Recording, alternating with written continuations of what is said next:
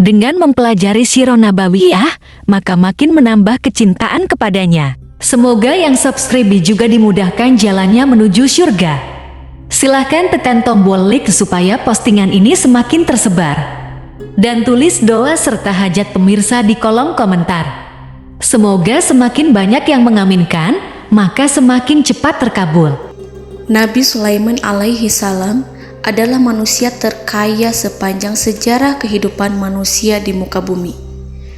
Dalam beberapa kitab suci seperti Al-Quran, Alkitab, dan Injil, Nabi Sulaiman alaihi salam dijelaskan sebagai manusia terkaya yang pernah hidup di muka bumi.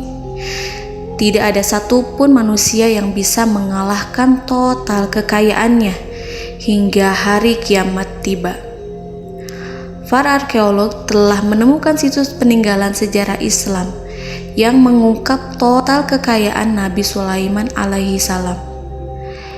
Ernst bin Yosef, seorang profesor dari Tel Aviv University, seorang peneliti, ia menyatakan bahwa 3000 tahun yang lalu Nabi Sulaiman alaihi salam diperkirakan memiliki kekayaan senilai 2,2 triliun US dollar.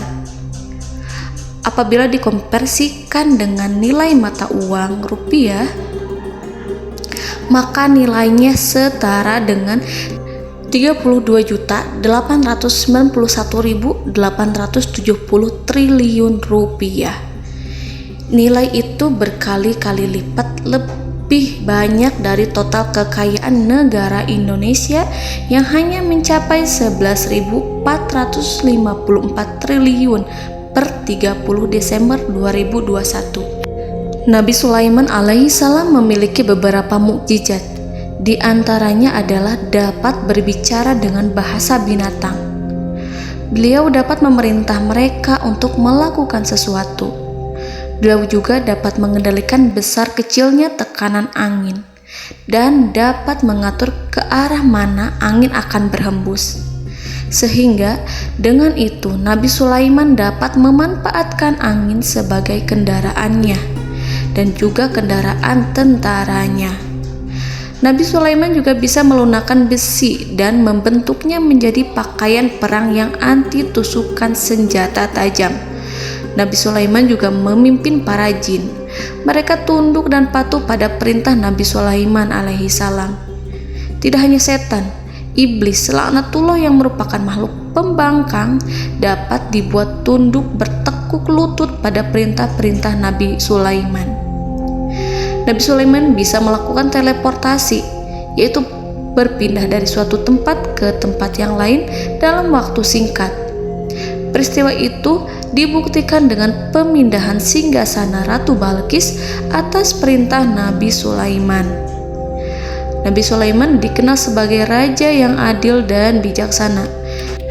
Nabi Sulaiman diberkahi kecerdasan yang luar biasa untuk menyatupadukan segenap kekuatan yang Allah berikan kepadanya. Ia mengelola dan membawa kerajaannya menjadi kekuatan raksasa yang tak terkalahkan di masanya dengan segenap kemampuan yang dimilikinya. Tentara Nabi Sulaiman adalah tentara terkuat di bumi tanpa ada yang menandingi. Pertanyaan mendasar yang muncul kali ini adalah dari mana sumber kekayaan dan kekuatan Nabi Sulaiman alaihi salam? Untuk mendapat jawaban dari pertanyaan itu, simak video ini sampai akhir. Sebelum itu, mari bantu channel ini terus berkembang dengan cara subscribe dan nyalakan tanda loncengnya. Berikan komentar yang positif dan berikan like serta share video ini. Bismillahirrahmanirrahim. Sungguh kami benar-benar telah menganugerahkan ilmu kepada Daud dan Sulaiman. Keduanya berkata, segala puji bagi Allah yang melebihkan kami dari kebanyakan hamba-hambanya yang mukmin. Sulaiman telah mewarisi Daud dan dia berkata, wahai manusia, kami telah diajari untuk memahami bahasa burung dan kami dianugerahi segala sesuatu. Sesungguhnya, semua ini benar-benar karunia yang nyata. Quran Surat An-Naml ayat 15-16. Saudara-saudaraku yang dirahmati Allah, pada ayat di atas disebutkan bahwa Sulaiman telah mewarisi Daud. Nabi Sulaiman mewarisi Nabi Daud dalam sisi kenabian dan kekuasaan, bukan mewarisi harta, karena para nabi tidak mewariskan harta. Sebab sepeninggalan mereka, harta para nabi menjadi sedekah bagi orang-orang yang ada di sekitarnya, yaitu orang-orang fakir dan orang-orang yang membutuhkan. Dan harta para nabi tidak dikhususkan bagi kalangan keluarganya. Rasulullah Shallallahu Alaihi Wasallam bersabda, "Kami para nabi tidak mewariskan." Nabi Sulaiman mewarisi kenabian dari Nabi Daud. Ini adalah hal yang jelas. Allah telah memilihnya sebagai nabi dari Bani Israel. Begitu juga Allah telah memberinya kekuasaan kerajaan sehingga ia menjadi pemimpin Bani Israel. Barangkali sesuatu yang paling penting yang diwarisi oleh Nabi Sulaiman dari Nabi Daud adalah tradisi militer. Kemajuan militer yang dahsyat telah berpindah kepada Nabi Sulaiman. Nabi Daud sebenarnya adalah seorang pengembala kambing yang sangat miskin, tetapi seiring dengan perjalanan waktu, ia menjadi komandan pasukan tiada tanding. Nabi Daud alaihi salam mengetahui bahwa kekuatan hakiki yang mengatur alam semesta adalah kekuatan Allah. Ketika Nabi Daud mengelurkan tangannya dan memegang potongan batu, lalu beliau melemparkannya dengan ketepel ke arah Jalut, kepala Jalut retak dan ambruk menghantam tanah. Ini sebagai bentuk demonstrasi kekuatan darinya.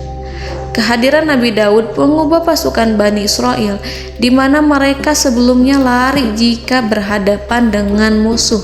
Maka kini keberadaan mereka mulai diperhitungkan di masa hidupnya. Nabi Daud mengalami peperangan yang sangat banyak, tapi Al-Quran tidak menceritakan secara terperinci. Hal itu dikarenakan karena Al-Quran adalah kitab dakwah di jalan Allah, bukan kitab sejarah. Al-Quran hanya menceritakan di dalam Al-Quran surat Shad ayat 20, "Dan kami kuatkan kerajaannya, kerajaan Daud." Ayat tersebut berarti bahwa Nabi Daud belum terkalahkan dalam peperangan yang diikutinya. Di samping dukungan yang Allah berikan kepadanya, juga pasukan dan rakyatnya, di mana mereka adalah orang-orang yang bertauhid, menyerahkan diri kepada Allah. Allah Subhanahu wa Ta'ala mengajarkan kepada Nabi Daud hal-hal yang menjadikan pasukannya memiliki keistimewaan yang dengannya mereka dapat mengalahkan pasukan-pasukan lain, pasukan-pasukan besar yang ada di bumi pada saat itu. Allah Subhanahu wa Ta'ala berfirman dalam surat Saba ayat 10, "Dan kami telah melunakkan besi untuknya." Baju besi mungkin akan menjadi masalah dalam benak kita. Ketika orang-orang yang berperang, baju besi cukup mengganggu gerakan mereka. Kita bisa membayangkan ketika ada dua orang berperang, salah satu dapat bergerak bebas, sementara yang lainnya tidak leluasa bergerak karena tertahan dengan pakaiannya. Namun, dengan kekuasaan Allah, Nabi Daud dapat melunakkan besi dan membuat baju besi yang ringan, yang mudah untuk digunakan. Ini adalah kemajuan penting yang Allah berikan kepada Nabi Daud dan tentaranya. Kemajuan itu kemudian diajarkan, diwariskan dan dimiliki oleh Nabi Sulaiman alaihi salam. Nabi Sulaiman memiliki pasukan dahsyat yang melebihi pasukan manapun di bumi saat itu, atau bahkan mungkin saat ini. Bahkan Allah menambahkan karunia-Nya kepada Nabi Sulaiman yang disebutkan dalam Al-Quran surat An-Naml ayat 16. Dan Sulaiman telah mewarisi Daud, dan dia berkata, "Wahai manusia, kami telah diberi pengertian tentang suara burung, dan kami diberi segala sesuatu. Sesungguhnya ini benar-benar suatu karunia yang nyata." Saudara-saudaraku yang dirahmati Allah, pada suatu hari Nabi Sulaiman alaihi salam menengadahkan tangannya dan berdoa kepada Allah Subhanahu wa Ta'ala.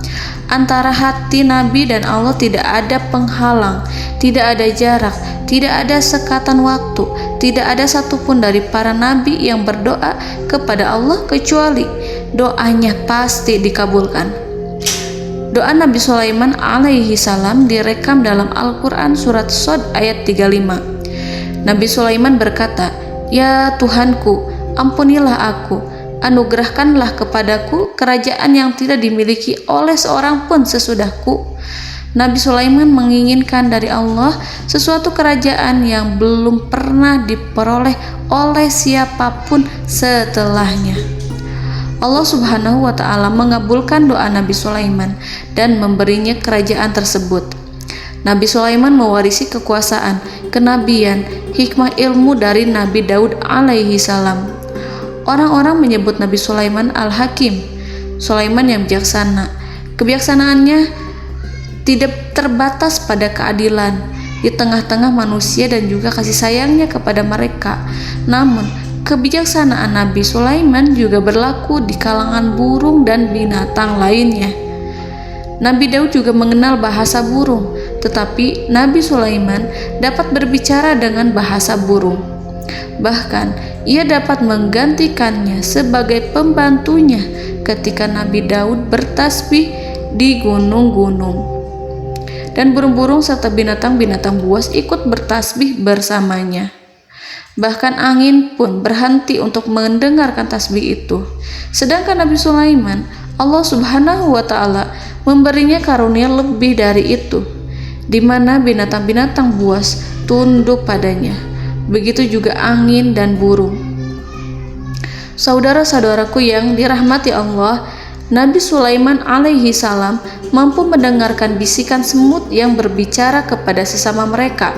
Bahkan ia mampu memerintahkan semut tersebut sehingga semut itu menjadi taat pada perintahnya. Pasukan Nabi Sulaiman memiliki kekuatan yang sangat dahsyat. Belum pernah ada di dunia ini satu pasukan pun yang memiliki kekuatan seperti itu. Kekuatan Nabi Sulaiman berasal dari beberapa kombinasi yang sangat mengagumkan, sehingga karenanya ia tidak dapat tertandingi. Kekuatan itu terdiri dari manusia, binatang-binatang, jin, dan lain sebagainya. Kita mengetahui bahwa jin adalah makhluk Allah dan manusia tidak mampu melihatnya atau menghadirkannya atau meminta pertolongan kepadanya. Sedangkan Nabi Sulaiman telah diberi Allah suatu kemampuan untuk menundukkan jin, mempekerjakan mereka sebagai tentara di tengah-tengah peperangan. Bahkan ia mampu menjadikan mereka sebagai pekerja-pekerja kasar di kerajaannya saat tidak ada peperangan. Oleh sebab itu, ketika ada pasukan lain yang mencoba melawan pasukan Nabi Sulaiman, mustahil mereka akan mendapatkan kemenangan.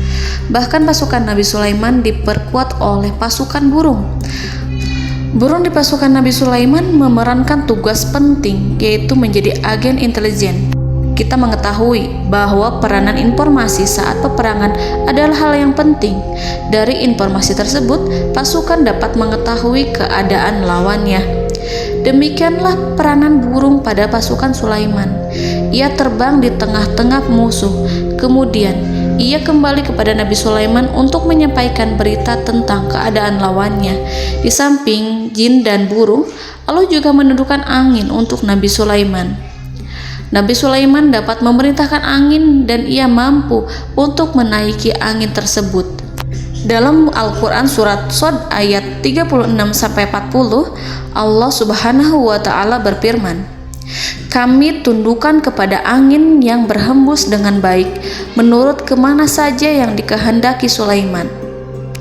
Dan kami tundukkan pula kepadanya setan-setan, semuanya ahli bangunan dan penyelam, dan setan yang lain yang terikat dalam belenggu. Inilah anugerah kami, maka berikanlah kepada orang lain atau tahanlah untuk dirimu tanpa perhitungan, dan sesungguhnya dia mempunyai kedudukan yang dekat pada sisi kami dan tempat kembali yang baik." Saudara-saudaraku yang dirahmati Allah, Allah Subhanahu wa Ta'ala juga memberikan kemampuan yang tak seorang pun dari para nabi mendapatkannya, yaitu kemampuan untuk memerintah setan. Setan adalah salah satu bagian dari jin. Ia adalah kelompok yang celaka dari bangsa jin. Kelompok ini sebenarnya tidak mampu dikuasai oleh manusia, bahkan jin yang soleh tidak dapat mengatur setan. Adapun Nabi Sulaiman, Allah telah memberinya kekuasaan untuk menundukkan setan dan mempekerjakannya, bahkan mengikatnya dengan rantai serta menghukumnya jika ia menentang pada perintahnya. Setan membangun untuk Sulaiman istana-istana, patung-patung dan alat-alat perang. Bahkan setan-setan itu menyelam ke dasar lautan untuk mengeluarkan permata dan yakut untuk Sulaiman. Jika di antara setan yang menentang perintahnya, maka Nabi Sulaiman alaihi salam mengikatnya dengan rantai. Ini semua menunjukkan kekayaan Nabi Sulaiman dan kekuasaannya, di mana ia mampu mengatur banyak makhluk di bumi ini. Tentu saja, kemampuan itu semua adalah atas izin dari Allah Subhanahu wa Ta'ala sebagai mukjizat darinya. Allah Subhanahu wa Ta'ala berfirman dalam Al-Quran surat Saba ayat 12, dan sebagian dari jin adalah yang bekerja di hadapannya di bawah kekuasaannya dengan izin Tuhannya, dan siapa yang menyimpang di antara mereka dari perintah kami, maka kami rasakan kepadanya azab neraka yang apinya menyala-nyala. Para jin itu membuat untuk Sulaiman apa yang dikehendakinya, dari gedung-gedung yang tinggi, patung-patung, dan piring-piring yang besarnya seperti kolam, atau periuk yang tetap berada di atas tungku. Saudara-saudaraku yang dirahmati Allah, Nabi Sulaiman yang bijaksana adalah penguasa yang tak tertandingi di muka bumi. Meskipun memperoleh nikmat-nikmat khusus yang agung itu yang Allah berikan kepada Sulaiman, beliau tetap menunjukkan dirinya sebagai manusia yang paling banyak berzikir kepada Allah dan manusia yang paling banyak bersyukur di zamannya. Saudara-saudaraku yang dirahmati Allah, sebagaimana Allah Subhanahu wa Ta'ala memberikan nikmat kepada ayahnya Nabi Daud alaihi salam, di mana ia mampu melunakkan besi dan Allah mengajarinya bagaimana cara mencairkan besi, maka Nabi Sulaiman alaihi salam dapat memanfaatkan tembaga yang cair untuk peperangan. Dan juga di saat perdamaian, pada saat peperangan, beliau mencampur tembaga dengan besi dan menjadikannya perunggu. Mereka menggunakan senjata-senjata perunggu dalam peperangan seperti pedang, baju besi, dan juga pisau. Senjata-senjata ini adalah senjata yang paling kuat pada saat itu. Sedangkan di saat damai, tembaga digunakan untuk membuat bangunan, perhiasan, dan sebagainya. Meskipun Nabi Sulaiman mendapatkan nikmat yang besar dan karunia yang khusus, Allah Subhanahu wa Ta'ala mengujinya dengan suatu ujian yang dahsyat. Ujian yang akan selalu datang kepada seorang hamba yang soleh. Ketika hamba itu mendapatkan kedudukan besar, maka ujiannya pun menjadi besar. Allah Subhanahu wa Ta'ala menguji Nabi Sulaiman dengan penyakit.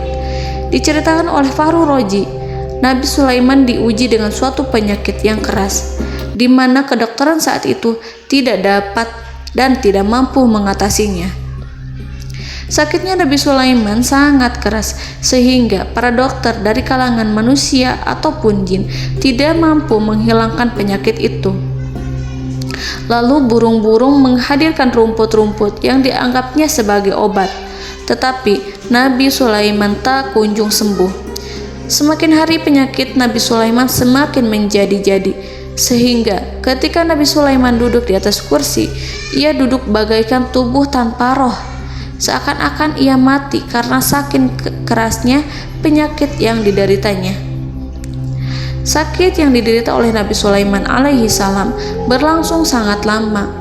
Namun Nabi Sulaiman tidak henti-hentinya berzikir. Ia meminta kesembuhan kepada Allah serta beristighfar pada Allah dan mengungkapkan rasa cinta kepadanya. Selesailah ujian Allah terhadap hambanya Nabi Sulaiman. Beliau pun sembuh. Nabi Sulaiman merasakan kembali kesehatannya setelah ia mengetahui segala kejayaan dan segala kekuasaan serta segala kebesarannya tidak lagi mampu menghilangkan penyakit yang dideritanya kecuali jika Allah menghendaki. Saudara-saudaraku yang dirahmati Allah, Nabi Sulaiman telah membangun tempat ibadah, tempat sujud, sehingga manusia menyembah Allah di dalamnya.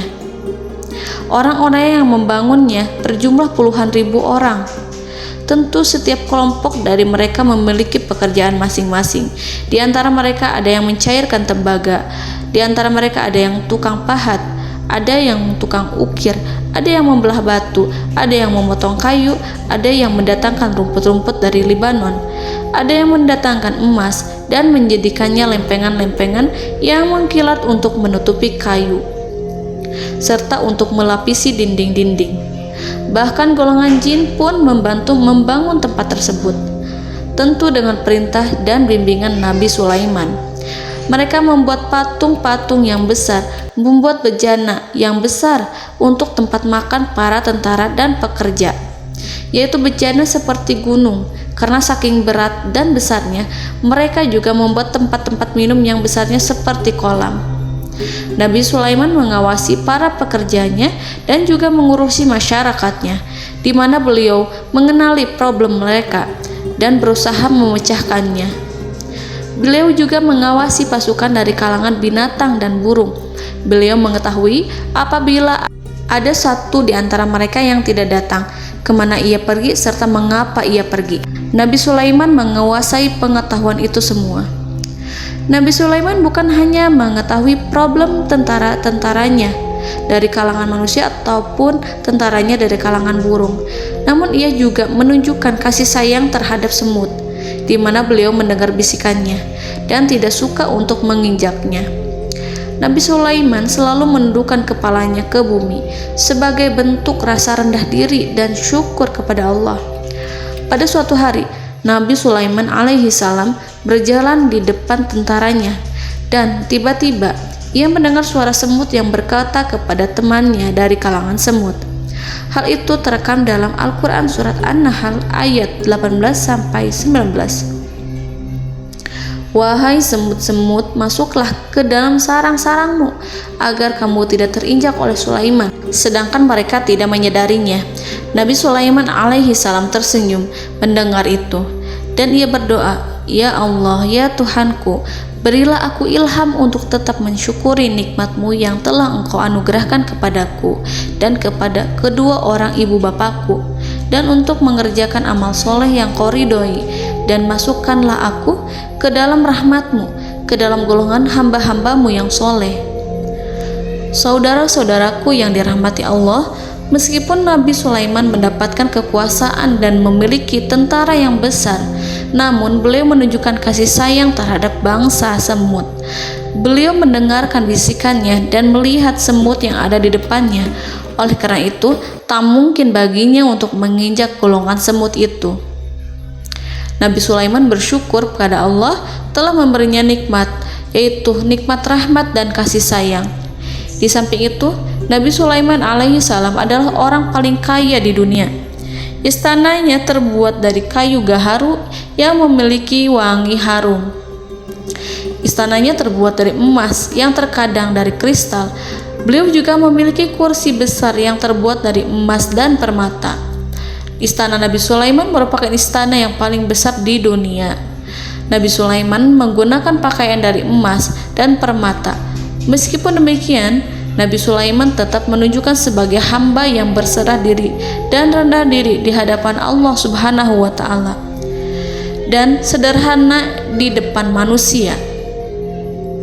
Nabi Sulaiman yang merendahkan diri di hadapan Allah, ia selalu sujud kepada Allah sebagaimana ayahnya yang selalu bertasbih pada Allah. Nabi Sulaiman selalu melantunkan lagu-lagu cinta ilahi dan hanya memuji Allah Subhanahu wa Ta'ala. Pada suatu hari, Nabi Sulaiman alaihi salam mengeluarkan perintah kepada pasukannya untuk bersiap-siap. Kemudian Nabi Sulaiman keluar dan memeriksa pasukannya satu demi satu. Kelompok yang pertama adalah kelompok manusia. Nabi Sulaiman memperhatikan kesiapan mereka. Lalu Nabi Sulaiman mengeluarkan perintah-perintah kepada mereka. Kemudian Nabi Sulaiman memeriksa kelompok jin dan menyampaikan perintahnya kepada mereka. Beliau memenjarakan jin yang tampak bermalas-malasan saat bekerja. Lalu beliau memeriksa binatang dan berkata kepada mereka, apakah mereka sudah makan dengan baik? Apakah mereka tidur dengan nyenyak? Apakah ada yang mengadu pada mereka, misalkan karena penyediaan suatu ataukah karena makanan yang tidak layak? Apakah ada di sana yang sakit dan lain sebagainya? Semuanya diperiksa oleh Nabi Sulaiman. Ketika Nabi Sulaiman merasa puas dengan semuanya, Nabi Sulaiman memasuki tenda tempat berkumpulnya para burung. Nabi Sulaiman alaihissalam kemudian memasuki tenda tersebut, mengamati keadaan di sekitarnya, sehingga beliau mengetahui bahwa ada satu burung yang tidak hadir, yaitu burung hudhud. Nabi Sulaiman berkata yang diabadikan dalam Quran surat An-Naml ayat 20. Mengapa aku tidak melihat burung hudhud? Burung-burung yang lain tampak terdiam sebagai penghormatan, dan mereka mendengarkan apa yang akan dikatakan pemimpin mereka. Nabi Sulaiman mengarahkan pandangannya pada semua burung dan tidak menemukan burung hudhud di antara mereka. Tak seekor burung pun yang mengetahui keberadaannya. Burung hudhud absen pada apel wajib kali ini. Nabi Sulaiman mulai menampakkan kemarahannya. Tiba-tiba, seekor burung kecil memberanikan diri untuk berkata kepada Nabi Sulaiman, "Wahai Nabi yang mulia, seharusnya hudhud ada bersamaku kemarin untuk melaksanakan tugas penyelidikan. Ia adalah pemimpin misi, namun burung hudhud belum datang. Oleh karena itu aku tidak pergi bersamanya." Burung itu tampak gemetar. Nabi Sulaiman mengetahui bahwa hudhud tidak hadir dan tak seorang pun mengetahui kemana ia pergi. Burung hudhud pergi tanpa izin terlebih dahulu. Dalam keadaan marah, Nabi Sulaiman berkata, "Sungguh aku benar-benar akan mengazabnya dengan azab yang sangat keras, atau benar-benar menyembelihnya, kecuali jika ia benar-benar datang kepadaku dengan alasan yang jelas." Kawanan burung-burung yang mengetahui bahwa Nabi Sulaiman sedang marah dan telah menetapkan untuk menyiksa burung hudhud atau menyembelihnya, atau justru memaafkannya dengan syarat ia datang dengan membawa alasan yang dapat menyelamatkannya, atau dengan kata lain, burung hudhud dapat memastikan bahwa ia melaksanakan tugas yang penting. Nabi Sulaiman menunjukkan kemarahan yang besar sehingga siapapun akan merasa takut kepada Nabi Sulaiman yang marah. Seekor burung tampak gemetar, ketakutan melihat kemarahan Nabi Sulaiman. Lalu beliau mengulurkan tangannya ke burung itu dan memegang-megang kepalanya, sehingga burung itu pun merasa tenang dan rasa takutnya hilang. Nabi Sulaiman kemudian pergi dari tempat burung tersebut. Nabi Sulaiman masih memikirkan keadaan burung hudhud. Seharusnya burung hudhud menjadi bagian penting dari badan intelijen. Apakah ia pergi untuk menyingkap suatu, atau apakah ia pergi hanya untuk bermain-main? Nabi Sulaiman telah memperhatikan dan mengetahui bahwa burung hudhud adalah seekor burung yang cerdik dan juga fasih berbicara. Terkadang Nabi Sulaiman mendapati burung hudhud sedang bermain-main dan menunda-nunda pekerjaannya. Namun ketika Nabi Sulaiman melihatnya, burung hudhud memahami bahwa perbuatannya tidak benar. Oleh karena itu, ia tidak boleh menyampur adukan antara waktu serius dan waktu bermain. Tidak lama setelah itu, burung hudhud tiba di tempat para burung.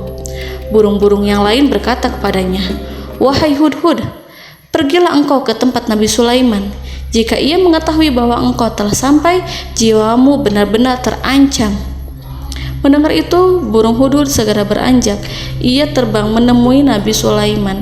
Pada waktu itu, Nabi Sulaiman sedang duduk bersama tentaranya yang lain.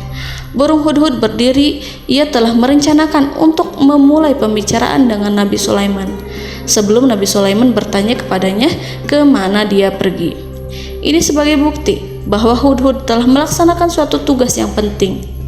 Dalam surat An-Nahl ayat 22, burung hudhud, "Aku telah mengetahui sesuatu yang kamu belum mengetahuinya, dan kubawa kepadamu dari negeri Saba suatu berita penting yang diyakini." Seakan-akan burung hudhud hendak berkata, "Aku adalah hudhud yang miskin, tapi Aku mengetahui apa yang tidak engkau ketahui, dan aku telah datang kepadamu dari kerajaan Saba dengan membawa berita yang sangat penting. Nabi Sulaiman tampak terdiam menunggu Hudhud menyelesaikan kisahnya. Dalam surat An-Naml ayat 23-24, burung Hudhud berkata, "Sesungguhnya aku menjumpai seorang wanita yang memerintah mereka. Dia dianugerahi segala sesuatu serta mempunyai singgasana yang besar. Aku mendapati dia dan kaumnya menyembah matahari selain Allah. Dan setan-setan telah menjadikan mereka memandang indah perbuatan-perbuatan mereka, lalu menghalangi mereka dari jalan Allah, sehingga mereka tidak mendapat petunjuk." Burung Hudhud diam. Nabi Sulaiman merasa bahwa Hudhud menunjukkan kepasihan lisannya. Nabi Sulaiman berkata dalam Quran surat An-Nahl ayat 27 sambil menunjukkan senyum manisnya. Nabi Sulaiman berkata, "Akan kami lihat apakah kamu benar wahai Hudhud, ataukah kamu termasuk orang-orang yang berdusta." Seakan-akan burung Hudhud ingin mengatakan, "Aku tidak berbohong, wahai Nabi yang mulia." Namun diamnya Sulaiman membuat takut sehingga burung Hudhud terdiam. Nabi Sulaiman terdiam karena berpikir, lalu ia memutuskan sesuatu setelah itu. Beliau melihat kepada lainnya dan meminta secari kertas dan pena. Nabi Sulaiman menulis surat yang singkat dan menyerahkan kepada Hudhud serta memerintahkan kepadanya seperti yang dikatakan dalam Quran surat An-Nahl ayat 28. "Pergilah dengan membawa suratku ini, lalu jatuhkanlah kepada mereka, kemudian berpalinglah dari mereka, lalu perhatikanlah apa yang mereka bicarakan." Al-Quranul Karim hanya menceritakan dalam Al-Quran surat An-Naml bagaimana perginya Hudhud dan bagaimana ia menyerahkan surat itu. Lalu Al-Quran langsung menyebut keadaan kerajaan Balqis yang saat itu sedang membaca surat di depan para pembesar kerajaan dan para menterinya. Dalam Quran surat An-Naml ayat 29-31, berkatalah Balqis, "Wahai pembesar-pembesar, sesungguhnya telah dijatuhkan kepadaku sebuah surat yang mulia. Sesungguhnya surat ini dari Sulaiman, dan sesungguhnya isinya dengan menyebut nama Allah yang Maha Pengasih lagi Maha Penyayang, bahwa janganlah kalian berlaku sombong terhadapku dan datanglah kepadaku sebagai orang-orang yang berserah diri." Saudara-saudaraku yang dirahmati Allah, dalam surat tersebut Nabi Sulaiman menyebutkan supaya mereka menyerahkan diri dan tunduk kepada perintah Nabi Sulaiman. Nabi Sulaiman memerintahkan agar mereka meninggalkan penyembahan terhadap matahari. Nabi Sulaiman tidak mempersoalkan akidah mereka dan tidak memuaskan mereka dengan apapun. Nabi Sulaiman hanya memerintahkan bahwa ia berada di atas kebenaran. Bukankah ia didukung kekuatan yang berlandaskan keyakinan yang dimilikinya? Nabi Sulaiman hanya memerintahkan mereka agar tunduk dan patuh kepadanya. Ratu Sabak menyampaikan surat tersebut di tengah-tengah kaumnya. Dalam Quran surat An-Naml ayat 32 dijelaskan, "Dan berkatalah Balqis, wahai para pembesar, berilah aku pertimbangan dalam urusanku ini. Aku tidak pernah memutuskan sesuatu persoalan sebelum kamu berada dalam majelisku." Saudara-saudaraku yang dirahmati Allah, para pembesar istana Balqis menentang surat tersebut. Isi surat itu membangkitkan kesombongan kaum Saba, di mana mereka merasa lebih kuat. Mereka mengetahui bahwa di sana ada seorang yang mencoba menentang mereka dan mengisyaratkan peperangan kepada mereka. Lalu ia meminta kepada mereka untuk memenuhi syarat-syaratnya sebelum terjadinya peperangan dan kekalahan. Dalam surat An-Nahl ayat 33, mereka menjawab, "Kita adalah orang yang memiliki kekuatan dan juga memiliki keberanian yang sangat besar dalam peperangan, dan keputusan berada di tanganmu, wahai ratuku. Maka pertimbangkanlah apa yang akan kamu perintahkan." Saudara-saudaraku yang dirahmati Allah, para pembesar kaum Saba seakan ingin berkata, "Kita siap untuk melaksanakan perang." Tampaknya ratu itu memiliki kebijakan yang lebih baik dari pembesar kaumnya. Surat Sulaiman itu membuatnya berpikir lebih jernih dan lebih berhati-hati. Ia berusaha sebisa mungkin menghindari peperangan. ratu itu berpikir dalam tempo yang lama. Nama Sulaiman tidak diketahuinya dan ia pun belum pernah mendengarnya. Oleh karena itu, Ratu kaum Saba tidak mampu mengetahui dan mendeteksi seberapa besar kekuatan Nabi Sulaiman. Boleh jadi Nabi Sulaiman memiliki kekuatan yang dahsyat, sehingga ia mampu memerangi kekuasaannya dan mengalahkannya. Kemudian Ratu memperhatikan apa yang ada di sekelilingnya.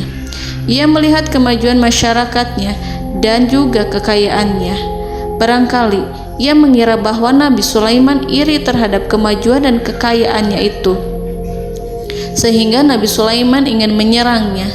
Setelah mempertimbangkan isi surat Nabi Sulaiman dengan cermat, Ratu Saba memilih untuk tidak bersikap ceroboh dan bodoh. Ratu lebih suka untuk menggunakan bahasa kelembutan. Ia mengirim kepada Nabi Sulaiman suatu hadiah yang besar. Ratu mengira bahwa Nabi Sulaiman seorang yang ambisius, yang boleh jadi ia telah mendengar tentang kekayaan kerajaan Saba. Para utusan pergi dengan membawa hadiah dari Ratu Saba. Ratu berharap agar mereka dapat memasuki kerajaan Nabi Sulaiman dan akan mengetahui kondisi kerajaannya. Saat mereka pulang, Ratu ingin mendengar secara langsung dari mereka tentang bagaimana keadaan kaum Nabi Sulaiman dan pasukannya. Setelah mendapatkan informasi yang cukup, maka Ratu Balqis dapat membuat sesuatu keputusan yang tepat. Ratu menyembunyikan apa yang terlintas dalam pikirannya, lalu ia berbicara kepada pembesar istananya bahwa ia dapat menyingkap niat jahat Raja Sulaiman melalui cara mengirimkan hadiah kepadanya. Ratu lebih memilih cara tersebut dan menunggu reaksi dari Nabi Sulaiman. Ratu berhasil memuaskan para pembesar istana dan untuk sementara ia menghilangkan ide untuk berperang. Karena para raja jika menyerang suatu desa, maka pemimpin desa tersebut adalah orang yang paling banyak mendapatkan kehinaan. Akhirnya, para pembesar kaumnya merasa puas dengan pikiran Ratu Balqis. Saudara-saudaraku yang dirahmati Allah, dalam surat An-Naml ayat 34-35 dijelaskan, Ratu Balqis berkata, "Sesungguhnya raja-raja apabila memasuki suatu negeri, niscaya mereka akan membinasakannya dan menjadikan penduduknya yang mulia menjadi hina. Dan demikian pula lah yang akan mereka perbuat. Dan sesungguhnya aku akan mengirim utusan kepada mereka dengan membawa hadiah, dan aku akan menunggu apa yang akan dibawa kembali oleh utusan itu." Kemudian sampailah hadiah dari Ratu Balqis kepada Nabi Sulaiman. Para intelijen Nabi Sulaiman memberitahunya bahwa utusan Balqis datang dengan membawa hadiah. Nabi Sulaiman langsung mengetahui bahwa Ratu Balqis itu sengaja mengirim orang-orangnya untuk mengetahui atau untuk mendapatkan informasi tentang kekuatannya. Lalu setelah itu ia akan mengambil keputusan atau mengambil sikap kepada kerajaan Sulaiman. Nabi Sulaiman segera memanggil semua pasukannya untuk berkumpul. Utusan Balqis segera memasuki istana Nabi yang dipenuhi dengan pasukan yang besar bersenjata. Melihat itu, utusan Ratu Balqis tercengang dan terkejut ketika mereka melihat kekayaan yang mereka bawa tidak ada apa-apanya dibandingkan dengan kerajaan Nabi Sulaiman. Hadiah mereka tampak tidak berarti. Emas yang mereka bawa tampak tidak memiliki makna saat mereka memasuki istana Nabi Sulaiman yang terbuat dari kayu-kayu pohon gaharu yang mengeluarkan bau yang harum serta dihiasi dengan emas permata. Para utusan Ratu Balqis berdiri bersama Nabi Sulaiman dan menyaksikan bagaimana Nabi Sulaiman mengendalikan pasukannya. Kemudian mereka mulai berpikir tentang kekuatan dan kualitas pasukan Nabi Sulaiman. Betapa kagetnya mereka ketika melihat di tengah-tengah pasukan itu terdapat singa, burung, dan tentara dari kalangan manusia yang mampu terbang. Mereka pun sadar bahwa mereka di hadapan pasukan yang tiada tandingannya. Selesailah demonstrasi pasukan Nabi Sulaiman. Kemudian para utusan ratu dipersilahkan maju ke tempat hidangan makanan.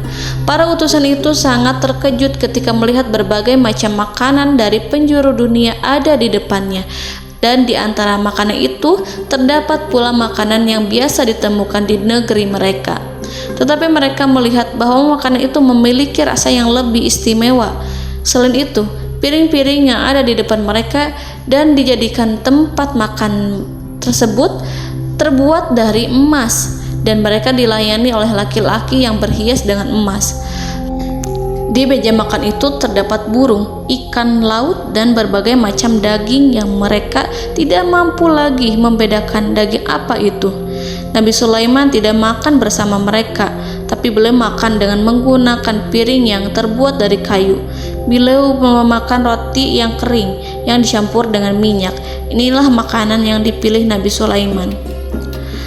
Makan bersama mereka dalam keadaan diam, mereka merasa kehadiran Nabi Sulaiman menciptakan suatu wibawa yang luar biasa. Selesai perjamuan itu, lalu dengan sangat malu mereka menyerahkan hadiah dari Ratu Balqis kepada Nabi Sulaiman. Hadiah itu berupa emas yang bagi mereka hadiah itu sangat bernilai tinggi. Tapi di sini hadiah itu tampak kecil di hadapan kekayaan-kekayaan Nabi Sulaiman yang sangat mengagumkan. Nabi Sulaiman memperhatikan hadiah dari Ratu Balqis itu dan berkata dalam Quran surat An-Naml ayat 36.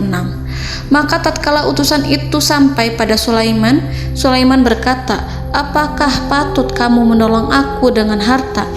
Maka apa yang diberikan Allah kepadaku lebih baik daripada apa yang diberikannya kepadamu. Tetapi kamu merasa bangga dengan hadiahmu." Saudara-saudaraku, Raja Sulaiman menyingkap dengan kata-katanya yang singkat itu penolakannya terhadap hadiah mereka. Ia memberitahu utusan itu bahwa ia tidak menerima hadiah tersebut.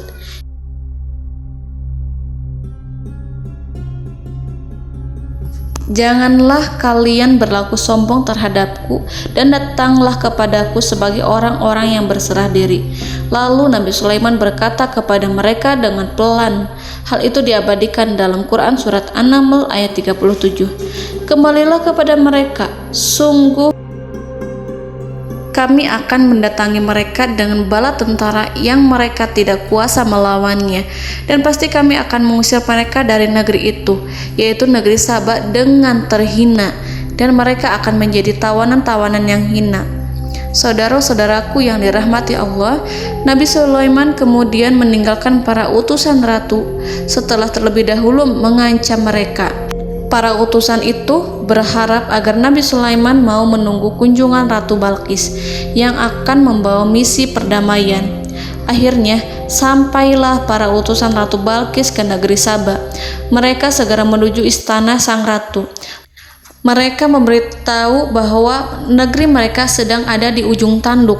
Mereka menceritakan kepada ratu tentang kekuatan Nabi Sulaiman dan tidak mungkin bagi mereka mampu melawannya. Mereka meyakinkan Ratu Balqis bahwa ia harus mengunjunginya dan melihat sendiri bagaimana kebesaran kerajaan Nabi Sulaiman. Kemudian ratu menyiapkan dirinya untuk pergi menuju kerajaan Nabi Sulaiman.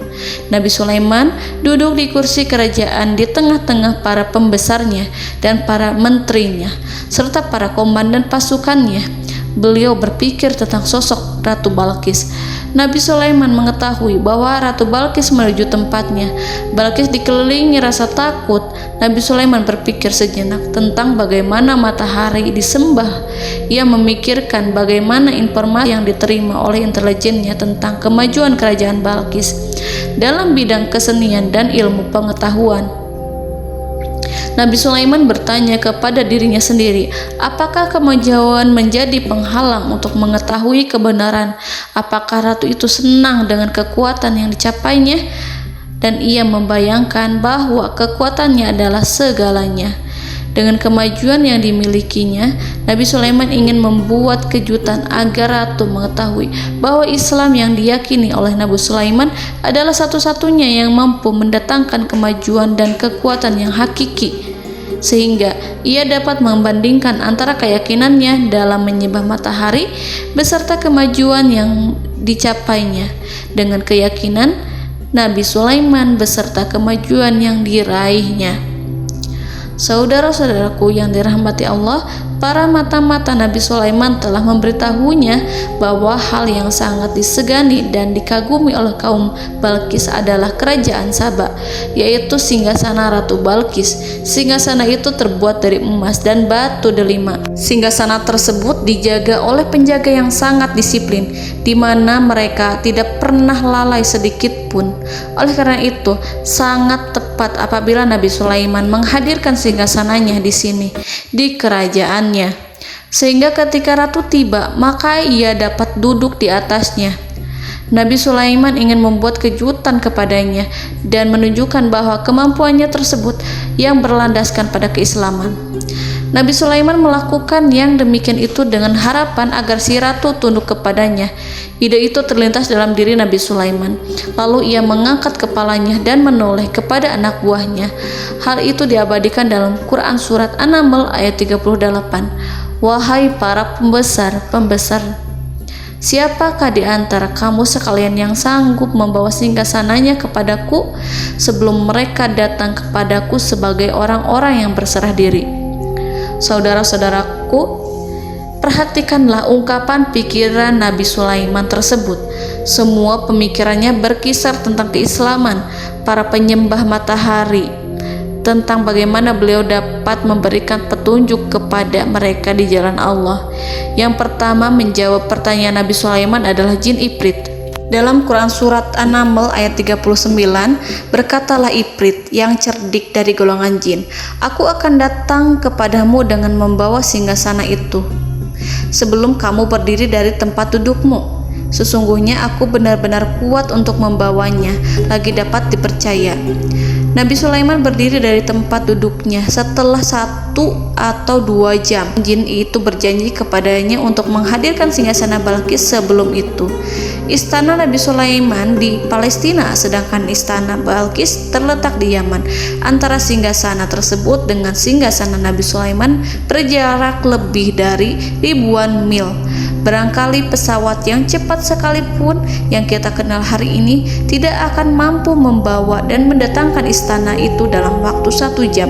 Tetapi masalahnya di sini berhubung dengan kekuatan jin yang serba misterius, Nabi Sulaiman tidak mengomentari sedikit pun terhadap apa yang dikatakan oleh Ifrit. Nabi Sulaiman tapak menunggu tanggapan dari yang lain yang mampu menghadirkan singgasana Balkis yang lebih cepat dari jin Ifrit. Nabi Sulaiman menoleh kepada seorang di sana yang duduk di atas naungan. Hal itu diceritakan dalam Quran Surat An-Naml ayat 40. Berkatalah seorang yang mempunyai ilmu dari Alkitab, aku akan membawa singgasana itu kepadamu sebelum matamu berkedip. Maka tatkala Sulaiman melihat singgasana itu terletak di hadapannya, ia pun berkata, ini termasuk karunia Tuhanku untuk menguji aku. Apakah aku akan bersyukur atau mengingkari nikmatnya? Dan barang siapa yang bersyukur, maka sesungguhnya dia bersyukur untuk kebaikan dirinya sendiri. Dan barang siapa yang ingkar, maka sesungguhnya Tuhanku Maha Kaya lagi Maha Mulia. Saudara-saudaraku, belum lama seorang yang mempunyai ilmu dari Alkitab menyatakan kalimatnya, sehingga singgasana itu tiba-tiba ada di depan Nabi Sulaiman yang mampu menghadirkan singgasana itu lebih cepat dari kedipan mata. Al-Quranul Karim tidak menyingkap kepribadian seorang yang menghadirkan singgasana itu. Al-Quran hanya menggarisi bahwa orang itu mempunyai ilmu dari Alkitab. Al-Quran tidak menjelaskan kepada kita apakah ia seorang malaikat ataukah manusia ataukah jin. Al-Quran sengaja tidak menyingkap informasi tersebut. Saudara-saudaraku yang dirahmati Allah, setelah melihat singgasana itu, Nabi Sulaiman bersyukur kepada Allah. Ia mulai memperhatikan singgasana sang ratu. Singgasana tersebut merupakan simbol pembangunan dan juga kemajuan, tetapi tampaknya ia hanya sesuatu yang biasa saja jika dibandingkan dengan kekuasaan dan kebesaran ciptaan yang dibuat oleh manusia dan jin di kalangan istana Nabi Sulaiman. Nabi Sulaiman memikirkan dalam tempo yang lama singgasana Ratu Balkis itu. Kemudian beliau memerintahkan agar singgasana itu diperbaiki, sehingga saat Ratu Balkis datang, Nabi Sulaiman akan mengujinya apakah Ratu Balkis dapat mengenali singgasananya ataukah tidak. Dalam Al-Quran surat An-Naml ayat 41, Nabi Sulaiman berkata, "Ubahlah baginya singgasananya, maka kita akan melihat apakah dia mengenal ataukah dia termasuk orang-orang yang tidak mengenalnya." Saudara-saudaraku yang dirahmati Allah, Nabi Sulaiman memerintahkan agar dibangun istana yang akan digunakan untuk menyambut Ratu Balqis. Nabi Sulaiman memilih tempat di laut dan ia memerintahkan agar dibangun suatu istana di mana sebagian besar terdiri dari air laut. Nabi Sulaiman memerintahkan agar lantainya itu terbuat dari kaca yang tebal dan kuat, sehingga orang-orang yang berjalan di atas istana itu akan dapat melihat di bawahnya ada ikan-ikan yang berwarna-warni yang berenang-renang ke sana kemari, dan mereka akan melihat rumput-rumput laut yang bergerak-gerak. Akhirnya, selesailah pembangunan istana itu. Saking bersihnya kaca lantainya sehingga tampak di sana tidak ada kaca. Burung hudhud memberitahu Nabi Sulaiman bahwa Ratu Balqis telah sampai di dekat kerajaannya. Kemudian Ratu Balqis datang. Al-Quran tidak menyebutkan keadaan Nabi Sulaiman saat menyambut Balqis, namun Al-Quran menunjukkan dua sikap Ratu Balqis ketika pertama kali datang. Yang pertama, bagaimana sikap Ratu Balqis ketika pertama kali melihat singgasananya yang datang mendahuluinya, padahal ia telah meninggalkan pengawalnya untuk setia menjaga singgasana itu. Keadaan kedua adalah keadaan ketika di depan istana yang dibangun untuk menyambut Ratu Balqis. Istana itu penuh dengan permata dan banyak ikan berenang di bawahnya. Dalam Quran surat An-Naml ayat 42 dijelaskan, dan ketika Balqis datang, ditanyakanlah kepadanya, "Serupa inikah singgasanamu?" Balqis menjawab, "Seakan-akan singgasana ini adalah singgasanaku. Kami telah diberi pengetahuan sebelumnya dan kami adalah orang-orang yang berserah diri." Saudara-saudaraku, pada dialek di atas, Balqis melihat singgasananya dan ia tercengang saat mengetahui bahwa itu adalah singgasana miliknya. Namun kemudian ia mulai ragu karena melihat tidak sepenuhnya itu singgasana miliknya. Jika itu benar-benar miliknya, lalu bagaimana ia datang mendahuluinya? Dan bila bukan singgasananya, maka bagaimana Sulaiman dapat meniru sepersis dan seteliti itu? Padahal Sulaiman tidak pernah sekalipun ke kerajaannya. Nabi Sulaiman berkata saat melihat Balqis mengamati singgasananya, "Apakah ini singgasanamu?" Balqis terlihat sangat kebingungan, namun setelah itu ia menjawab, "Sepertinya benar." Nabi Sulaiman berkata, "Kami telah diberi ilmu sebelumnya dan kami sebagai orang-orang muslim." Saudaraku yang dirahmati Allah, melalui pertanyaan Nabi Sulaiman ingin mengisyaratkan kepada Balqis agar ia membandingkan antara keyakinannya beserta ilmu yang dicapainya dengan keyakinan Nabi Sulaiman yang muslim beserta pengetahuan yang telah diraihnya. Penyembahan terhadap matahari dan pencapaian ilmu yang dicapai oleh Ratu Balqis tanpa tidak ada apa-apanya dibandingkan dengan ilmu Nabi Sulaiman dan keislamannya. Nabi Sulaiman telah mendahuluinya dalam bidang ilmu karena keislamannya. Karena itu, sangat mudah baginya untuk mengungguli Balqis dalam ilmu-ilmu yang lainnya. Demikianlah yang disyaratkan dalam pertanyaan Nabi Sulaiman kepada Ratu Balqis. Ratu Saba itu mengetahui bahwa ini adalah singgasananya, di mana singgasana itu datang lebih dahulu daripada dirinya. Beberapa bagian darinya telah diubah saat Balqis masih di perjalanan menuju ke tempat Nabi Sulaiman. Ia berpikir kemampuan apa yang dimiliki Nabi Sulaiman. Ratu Balqis tercengang melihat apa yang disaksikannya, yang berupa buah dari keimanan Nabi Sulaiman dan hubungannya dengan Allah Subhanahu wa Ta'ala.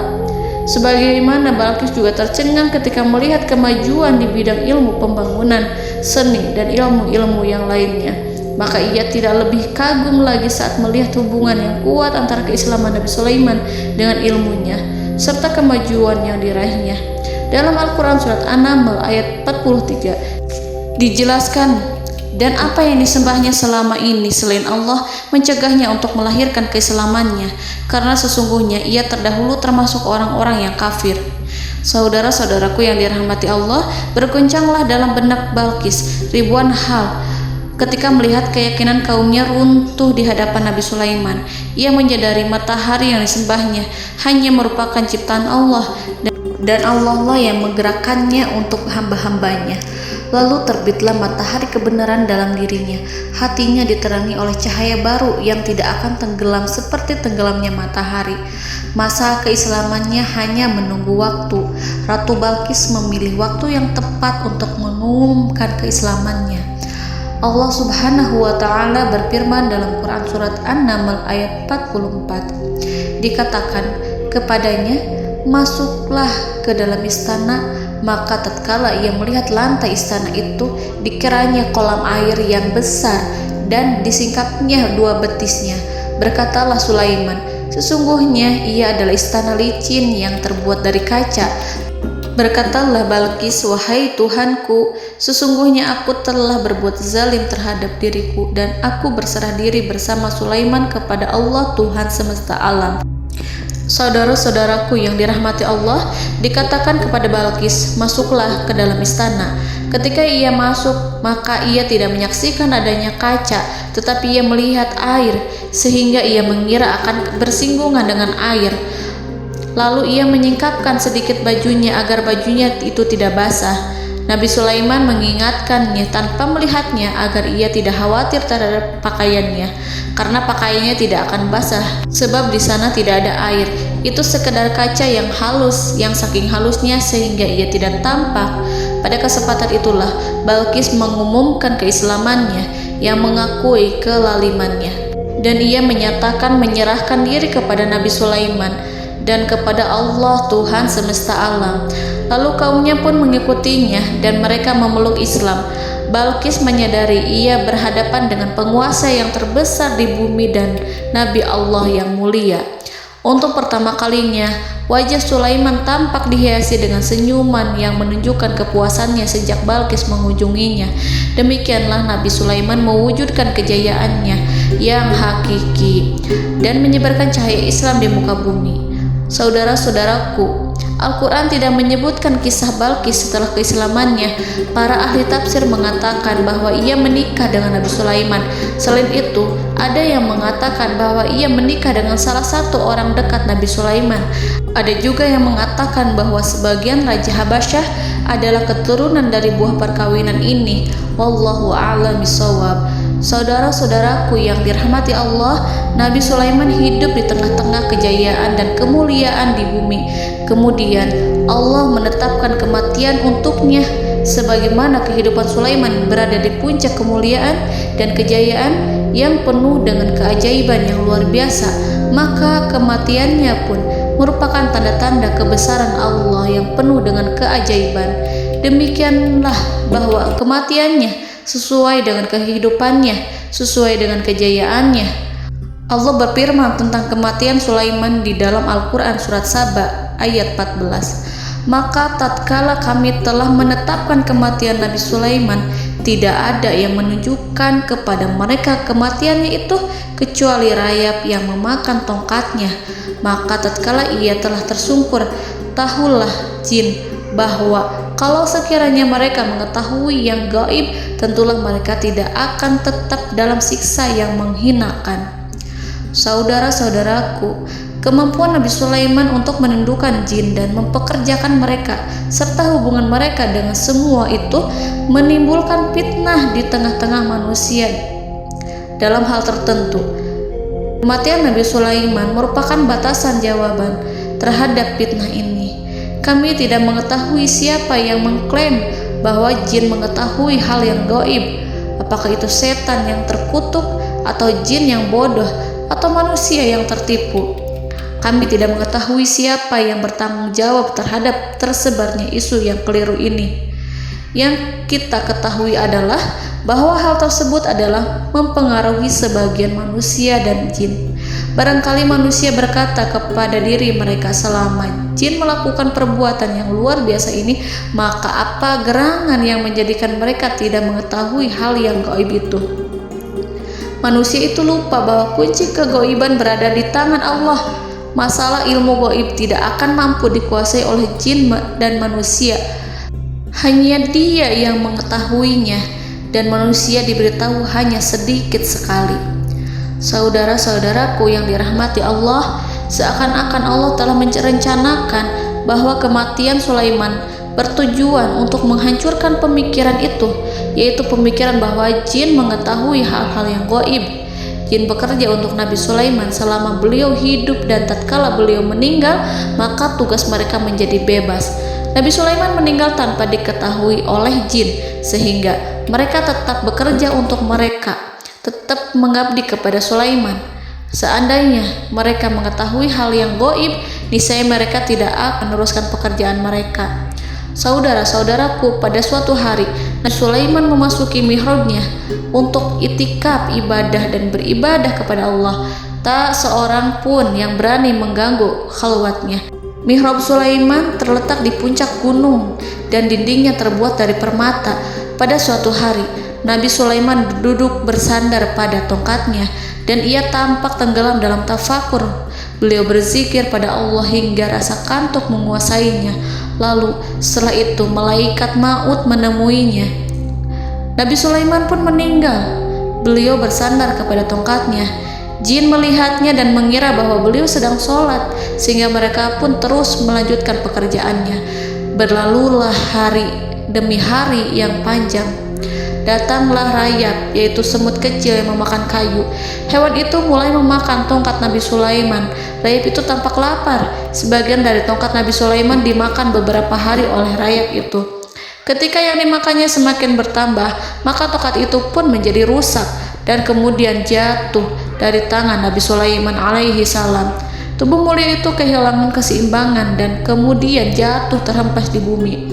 Tatkala tubuh suci itu tersungkur, maka manusia segera menuju ke arahnya. Mereka menyadari dan mengetahui bahwa Nabi Sulaiman telah meninggal dalam waktu yang lama. Jin menyadari bahwa mereka tidak mengetahui hal yang gaib, dan manusia pun mengetahui hakikat ini. Seandainya jin mengetahui hal yang gaib, niscaya ia tidak akan meneruskan siksa yang hina. Mereka tidak akan bekerja kepada Sulaiman. Demikianlah Nabi Sulaiman alaihi salam meninggal dalam keadaan duduk dan sholat di mihrabnya. Lalu berita itu tersebar bagaikan api di bumi. Manusia, burung, dan binatang buas mengantarkan jenazah Nabi Sulaiman. Sekawanan burung tampak sedih dan menangis. Semua makhluk bersedih. Akhirnya tak seorang pun mengetahui bahasa burung di bumi. Meninggallah seorang yang memahami pembicaraan burung, binatang-binatang, jin, dan lain sebagainya. Burung-burung itu berkata, betapa beratnya kehidupan di tengah orang-orang yang tidak mengetahui pembicaraan kita. Allahu a'lam.